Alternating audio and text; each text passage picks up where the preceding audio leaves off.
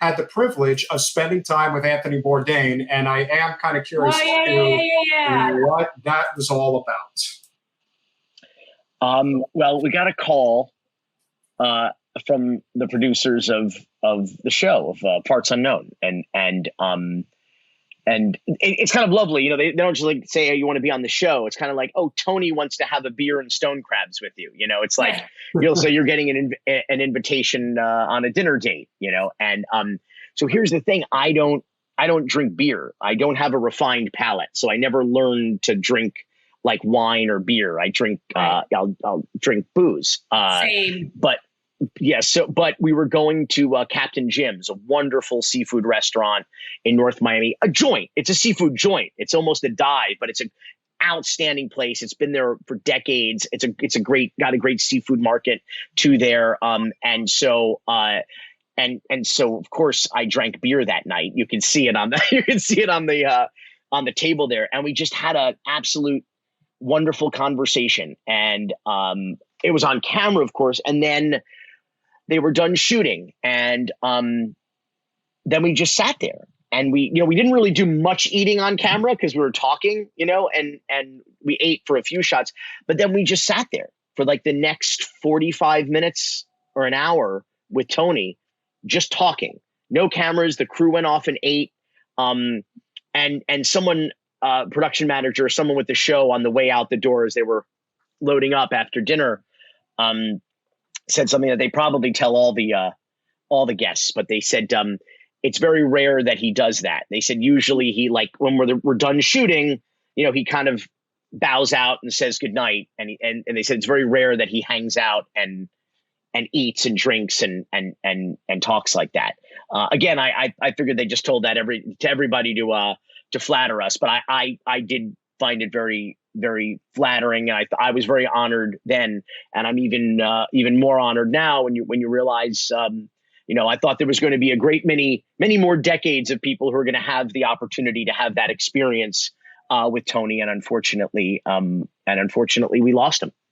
Yeah. That's one of those things that's really cool for you to ever be able to say, yeah, I had a meal with Anthony Bourdain. Like, that's just really friggin' cool.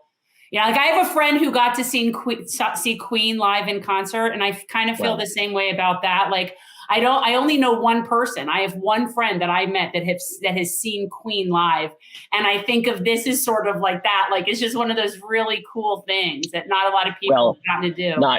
Not to belittle your friend's experience, Queen performed in stadiums, and yes, that is true. There's only so much room at a dinner table, but I will tell you, they often say, the famous adage goes, don't meet your heroes because they'll break your heart. But Tony Bourdain was like everything you would want him to be and expect him to be, and more. And he was the guy on TV. There was not a persona. Obviously, he had some pain that we didn't necessarily know all about, but he was just that guy. And you're always afraid, like, you meet people who are on TV and they're going to be like, awful people, are very different from their TV personas. But what you saw on that show is what you get with him. And I think that's very comforting too, because then we get to watch the reruns and watch the episodes and watch the work and go like that was him. They really did. And it's a miracle with, when you call it reality TV or these follow doc series, there's so often so much manipulation and editing and everything. And but that was him. He wrote his narration, and he sat there and did the interviews, had the conversations, and that was it. I mean, that was just, it captured him. So we now have that gift of all of those real conversations that came straight from his heart and straight from his, straight from his mouth. And he shared that gift continues to share that gift with all of us. Yeah. Was there anything that he said that really, I mean, you don't have to rehash all the conversation anyway, but was there anything that he said that really stuck with you that you'll always remember going forward? I'm not going to tell. I actually made a decision that I wasn't gonna, I don't know why. I get that. You shouldn't say anything.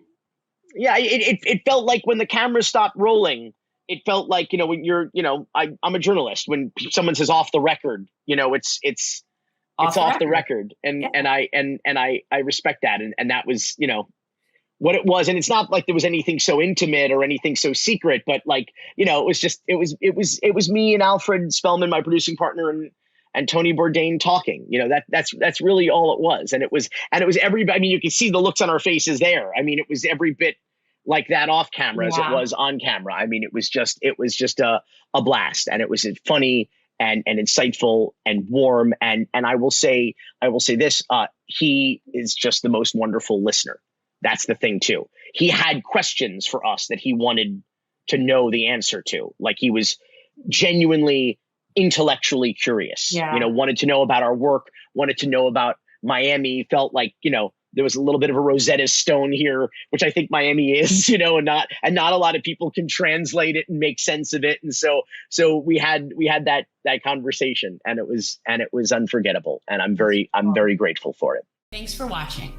If you want to support our mission to transform politics into service, please like this video, subscribe, follow us on social media, and consider joining our Patreon, where you'll get early access to our interviews as well as other exclusive content. Links are in the description. Peace out.